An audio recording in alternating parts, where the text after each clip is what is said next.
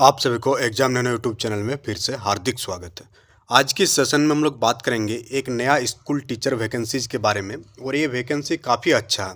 क्यों अच्छा है? क्योंकि इस स्कूल से जो वैकेंसीज रिलीज हुई है उसमें हर एक कैटेगरी का पोस्ट है, यानी कि उसमें रेगुलर अपॉइंटमेंट भी है, फिक्स टर्म अपॉइंटमेंट भी है, एडहॉक वाले भी है और डेली बेसिस पर भी टीचर को रखा जा रहा है। अगर आप इसका सैलरी के स्ट्रक्चर को देखेंगे तो काफ़ी अच्छा स्ट्रक्चर यहाँ देखने को मिलेगा। अगर आप रेगुलर पोस्ट में आप एलिजिबल हो जाते हैं और आपका सिलेक्शन होता है तो पीजीटी कैटेगरी को 49,000 का आसपास सैलरी मिलेगा, टीजीटी वालों को 47,000 48,000 का आसपास, और प्राइमरी वालों का तो सैलरी बहुत ही ज़्यादा है, 47,000 मिलेगा अगर आपका अपॉइंटमेंट रेगुलर बेसिस पर होता है। फिर अगर मान लेते हैं कि फिक्स टर्म बेसिस पर भी आपका सिलेक्शन हो जाता है तो पीजीटी वाला में फिक्स टर्म का कॉन्सेप्ट नहीं है, बट टीजीटी में 45 का आसपास सैलरी है, पीआरटी में 43,000 है। और एडहॉक बेसिस पर अगर आपका सिलेक्शन होता है तो उस केस में 45,000 पीजीटी का है, टीजीटी का 43,000 और पीआरटी का 40,000 है। अगर आपका डेली बेसिस वाला पर होता है तो वहाँ पर डेली बेसिस पर जो रेट रखा गया है, पीजीटी वालों का 1650 रुपया, टीजीटी का 1550 और पीआरटी का 1350 रुपया सैलरी जो है प्रोवाइडेड होगी। तो काफ़ी अच्छा वैकेंसी है। तो चलिए हम लोग डिटेल्स में बात करेंगे। चैनल में नए हैं तो चैनल को सब्सक्राइब कर लीजिएगा, क्योंकि इसी टाइप के वीडियोज आपको रेगुलर देखने को मिलेगा। तो चलिए हम लोग वीडियो की शुरुआत करते हैं। तो जैसा कि आप देख पा रहे हैं यहाँ पर कि जो पीजीटी कैटेगरी का जितने भी पोस्ट है वो आपका किस टाइप के वैकेंसीज के कैटेगरी में आ जाएगा, एडहॉक के कैटेगरी में आ जाएगा। और अभी आपको बताया कि एडहॉक का सैलरी कितना है। तो पीजीटी में लगभग सारे सब्जेक्ट को यहाँ इंक्लूड किया गया है, जितने भी सब्जेक्ट है मैक्सिमम स्कूल लेवल पर पढ़ाया जाता है। फिर अगर हम लोग टीजीटी की पोस्ट की बात करें तो टीजीटी में भी सारे सब्जेक्ट हैं, English, maths, art teacher, robotics teacher, GK teacher, health and wellness teacher. और टीजीटी वाला में जो वैकेंसीज है वो फिक्स टर्म और एडहॉक दोनों है आपका। पीआरटी की अगर हम लोग बात करें तो पीआरटी के सारे सब्जेक्ट इंक्लूड है। इसके अलावा computer, yoga, music, dance and assistant teacher. और पीआरटी वाला भी आपका फिक्स्ड टर्म और एडहॉक दोनों कैटेगरी का वैकेंसी पीआरटी में भी है।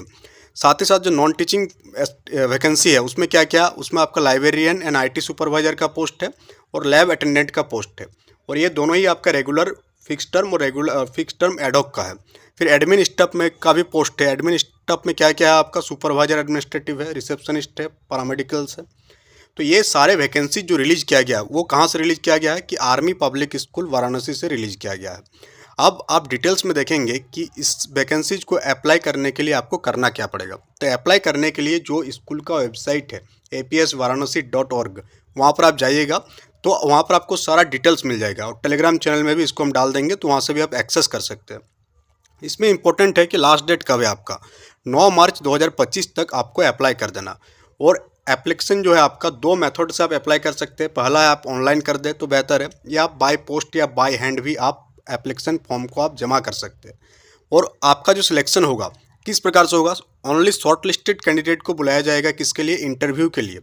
और ये सारे इन्फॉर्मेशन आपका ईमेल और फ़ोन नंबर में आपको प्रोवाइडेड होगा। अब यहाँ पर कुछ और इम्पोर्टेंट इंस्ट्रक्शन है जिसको आप ध्यान से देखेंगे। तो आपका जो एप्लीकेशन फ़ी है वो 250 रुपीज़ एप्लीकेशन फ़ी रखा गया है। और कैंडिडेट को अप्लाई करना है दो मेथड से, या तो apsvaranasi.org पर जा करके, या ऑफलाइन आपको अप्लाई करना है 9 मार्च तक। और इनकम्प्लीट एप्लीकेशन को रिजेक्ट कर दिया जाएगा। अब हम लोग बात करेंगे कि इसमें आपका मिनिमम क्वालिफिकेशन क्या रखा गया है। तो पहले अगर हम लोग बात करें पीजीटी कैटेगरी का, तो पीजीटी में जो मिनिमम क्वालिफिकेशन रखा गया है उस सब्जेक्ट में आपके पास पोस्ट ग्रेजुएशन का डिग्री होनी चाहिए, जिसमें आपका मार्क्स मांगा गया है 50%, और साथ ही साथ आपका बीएड होना चाहिए। और एग्रीगेट कितना मांगा है बीएड में, 50% मांगा है।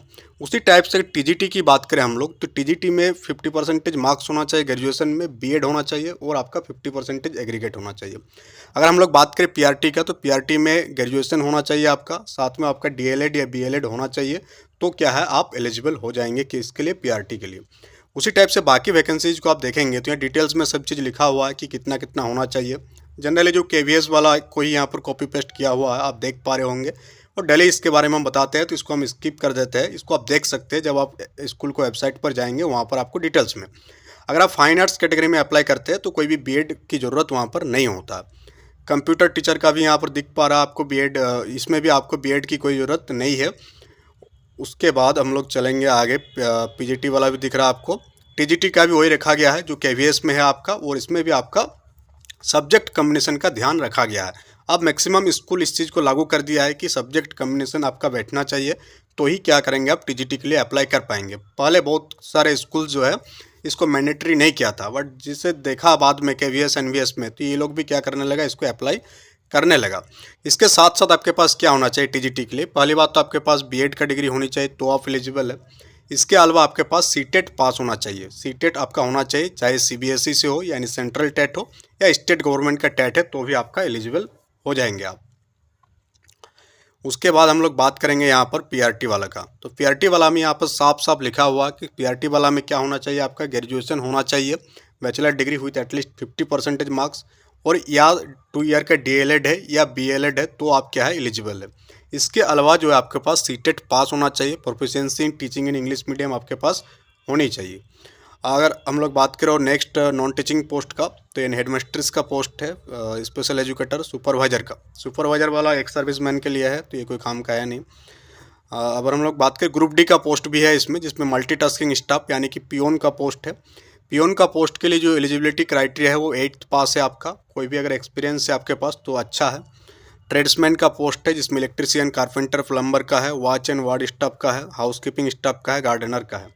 तो मैक्सिमम वैकेंसीज आपको यहाँ देखने को मिल रही है। तो मेरे हिसाब से इस वैकेंसी को आपको अप्लाई करना चाहिए। फ़ी भी बहुत ज़्यादा यहाँ लग नहीं रहा, 250 रुपीज़ फ़ी लग रही है। और अगर आपका शॉर्टलिस्टेड होता है तो आप इंटरव्यू में जाएंगे, और इंटरव्यू में वहाँ जाने के बाद आपका सिलेक्शन होगा कि नहीं, आपको वहाँ पर पता चल जाएगा। बट यहाँ पर नंबर ऑफ पोस्ट यहाँ रिलीज नहीं किया गया कि नंबर ऑफ पोस्ट कितनी है। आपको यहाँ साइट दिख रहा होगा, इसी साइट पर आपको जाना है। आपको बता देते हैं कौन सा साइट में जाना है। तो APSvaranasi.org पर जाना है। वहाँ पर आपको वैकेंसीज वाला जो कॉलम है वो क्लिक करना है, तो ये पूरा का पूरा पेज खुल जाएगा। और इस पेज को खुलने के बाद आपका जो ऑनलाइन एप्लीकेशन वाला है, ऑनलाइन एप्लीकेशन वाला में आप जाएंगे तो यहाँ अप्लाई नाउ का ऑप्शन आ जा रहा है। यहाँ से क्या कर सकते हैं, आप अप्लाई कर सकते हैं। अगर आप ऑफलाइन करना चाहते हैं तो ऑफलाइन में यहाँ जाएंगे आप, तो ऑफलाइन का एप्लीकेशन आपको डाउनलोड हो जाएगा। यहाँ पर दिख पा रहे हैं आप डाउनलोड वाला बटन आपका। यहाँ पर आप क्या कर लेंगे, अपना एप्लीकेशन को डाउनलोड कर लेंगे। एप्लीकेशन को डाउनलोड करने के बाद उसको अच्छे से फिलअप कर दीजिएगा, डॉक्यूमेंट्स वगैरह लगा दीजिएगा। और ये जो 250 रुपीज़ पे करना है, ये डिमांड ड्राफ्ट के थ्रू आपको पे करना होगा। तो डिटेल्स आई थिंक सब कुछ बता दिए। इसी टाइप के वैकेंसीज की इन्फॉर्मेशन के लिए आप चैनल को सब्सक्राइब कर लीजिएगा। इसको हम टेलीग्राम चैनल में भी डाल देंगे, सो दैट आपको इन्फॉर्मेशन और ज़्यादा क्लियर हो जाए। Thank you for attending the session.